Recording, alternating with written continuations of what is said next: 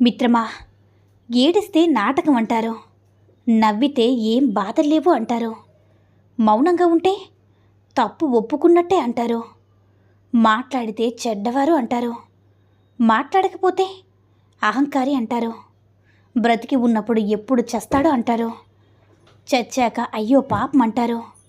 నువ్వు ఎలా ఉన్నా అనేవాళ్ళు ఏదో ఒకటి అంటూనే ఉంటారు మిత్రమా. అనేవాళ్ళను వాళ్ళ కర్మకే వదిలేయాలి. మనం మనకి నచ్చినట్టుగా బ్రతకాలి, కాదంటారా మిత్రమా? జీవితంలో నటించడం నేర్చుకోకపోయినా నటించేవాన్ని గుర్తించడం నేర్చుకోవాలి, లేకపోతే నష్టపోతావు మిత్రమా. సక్సెస్ అనేది నీకు ఊరికే రాదు. కన్నీళ్ళు పెట్టుకోవాలి, కష్టాలు ఎదుర్కోవాలి, బాధలు తట్టుకోవాలి, మనసుకు గాయాలు కావాలి, గుండె మాటలకి ముక్కలవ్వాలి, బంధాలు కోల్పోవాలి, ఎదురు దెబ్బలు తినాలి, సహనంతో మెలగాలి, గుణపాఠాలు నేర్చుకోవాలి, అనుభవ పాఠాలు దిద్దుకోవాలి. ప్రతి క్షణం నీతో నువ్వు యుద్ధం చేయాలి మిత్రమా. ఏడిస్తే నమ్మకం కోల్పోతావు మిత్రమా. ఆలోచిస్తే సమయాన్ని కోల్పోతావు. భయపడితే బానిసగా మారుతావు. బలహీనంగా ఉంటే భారంగా మారుతావు మిత్రమా. ఆగిపోతే మాత్రం నిన్ను నువ్వే కోల్పోతావు. కాబట్టి గుర్తించుకో మిత్రమా. శ్రీరాముణ్ణి రాజుగా ప్రకటించే ఒక్క రాత్రి గడిచిందే లేదో తెల్లవారేసరికి వనవాసానికి వెళ్ళాల్సి వచ్చింది. కాలం ఎప్పుడు రంగులు మారుస్తుందో తెలియదు. కాబట్టి ఈనాడు మనకున్న హోదా చూసుకుని మిడిసిపడవద్దు మిత్రమా. శ్రీరాముడంతటి వాడికి తప్పలేదు. కేవలం మనమెంత? మనతో కలిసి ఉండాలి అనుకునేవారు మనల్ని అర్థం చేసుకోవడానికి ప్రయత్నిస్తారు. అదే వదిలించుకోవాలి అనుకునేవారు మనల్ని బాధ పెట్టి దూరం చేసుకోవడానికి ప్రయత్నిస్తారు మిత్రమా.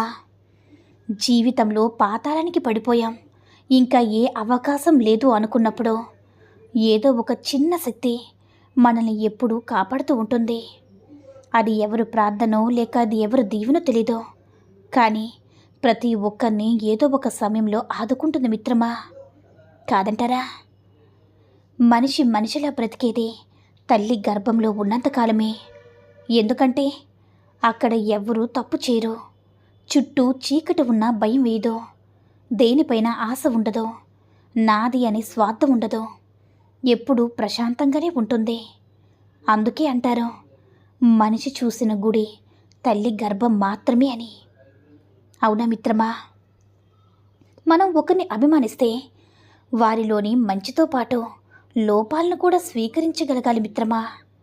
అప్పుడే స్నేహమైన బంధమైన బలంగా ఎప్పుడు కూడా నిలిచి ఉంటుంది.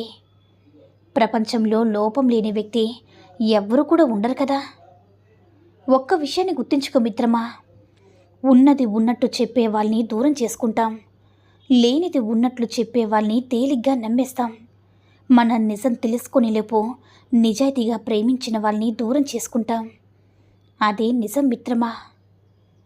మిత్రమా, జీవితంలో ఏది ఎప్పుడు రావాలో అప్పుడే వస్తుంది. ఏది ఎంతకాలం నీతో ఉండాలో అంతవరకే ఉంటుంది. ఏది ఎప్పుడు వదిలిపోవాలో అప్పుడే పోతుంది. ఇందులో నువ్వు దేన్ని కూడా ఆపలే మిత్రమా. నీ చేతిలో ఉన్నది ఒక్కటే. ఉన్నంత వరకు నీతో ఉన్న వాటి విలువ తెలుసుకుని జీవించడమే మిత్రమా. ఒక్క విషయాన్ని గుర్తుంచుకో మిత్రమా. వర్షపు నీరు మనిషితో ఇలా చెప్పిందట, నేను గంగలో కలిస్తే పవిత్ర జలం, వ్యర్థ నీళ్ళలో కలిస్తే మురుగునీరు, సముద్రంలో కలిస్తే ఉప్పు, భూమిలో ఇంకితే త్రాగునీరుగా వస్తాను మిత్రమా. మానవ పరిస్థితే నీకు కూడా. నువ్వు కలిసి ఉన్న వ్యక్తులను బట్టి నువ్వు ఎలాంటి వాడో నిర్ణయిస్తారో. అర్థమైందనుకుంటా. ఒకరు నన్ను అడిగారు, నీకంటూ ఈ ప్రపంచంలో ఎవరు ఉన్నారని. నేను నవ్వుతూ సమాధానం చెప్పా, టైం బాగుంటే అందరూ నా వాళ్ళే, లేదు అంటే ఎవరూ లేనట్టే మిత్రమా.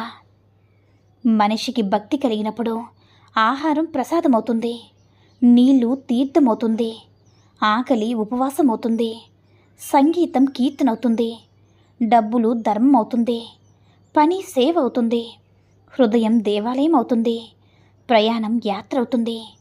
మనిషి మాత్రం మహర్షి అవుతాడు మిత్రమా. అర్థమైందనుకుంటా. మిత్రమా, కొన్నిసార్లు నీకు నువ్వే భుజం తట్టుకోవాలి. ఎందుకంటే ఈ లోకంలో తట్టేవారి కంటే నెట్టేవారే ఎక్కువగా ఉన్నారు మిత్రమా. కొన్నిసార్లు నీకు నువ్వే నవ్వించుకోవాలి. ఎందుకంటే నవ్వించేవారి కంటే నవ్వుల పాలు చేసేవారే ఎక్కువగా ఉన్నారు ఈ లోకంలో. కొన్నిసార్లు నీకు నువ్వే ఓదార్చుకోవాలి. ఎందుకంటే ఓదార్చేవారి కంటే ఏమార్చేవారే ఎక్కువగా ఉన్నారు ఈ లోకంలో. అవునా మిత్రమా. తప్పు ఎదుటివారిదైనా వారితో వాదన ఎప్పుడు ముగించాలనే విషయంలో జీవితంలో నువ్వు నేర్చుకునే తీరాలి మిత్రమా. కొంతమందిని మరిచిపోండి, వెళ్ళనివ్వండి. కొందరిని క్షమించండి, వెళ్ళనివ్వండి. కొంతమందిని దాటివేయండి, కొంతమందిని ద్వేషించండి, వెళ్ళనివ్వండి. ఎవరిని మొయ్యవద్దు మిత్రమా. ఎవరిని మోసినా జీవితం అనేది భారంగా మారుతుంది. అమ్మ చేసే ప్రతి పని మన ఆనందం కోసమే. మన ఆనందంలో తన ఆనందం చూసుకునేది ఏకైక వ్యక్తి అమ్మ మాత్రమే మిత్రమా. కాస్తంత ఓపిక పడితే జీవితం మనకి చాలా పాఠాలు నేర్పుతుంది. ఓర్పు ఓటమి నెరగదు. సహనంతో సాధ్యం కానిది ఏదీ లేదు. ఈ రెండూ ఉన్నవాళ్ళు జీవితంలో ఎప్పుడు కూడా ఓడిపోరు మిత్రమా. ఎవరిని ప్రశ్నించాలి? కాలాన్నా లేదంటే కర్మనా? ఎవరిని ఎదిరించాలి? విధాతనా, తలరాతనా? ఎవరిని వాదించాలి? మనసుతోనా, మనిషితోనా? ఎవరికి నచ్చ చెప్పాలి? ఆలోచనలకా, ఆశలకా? అంతు చిక్కని ప్రశ్నల వలయమే ఈ జీవితం మిత్రమా. వాళ్ళు మారిపోయారు, వీళ్ళు మారిపోయారు కాదు.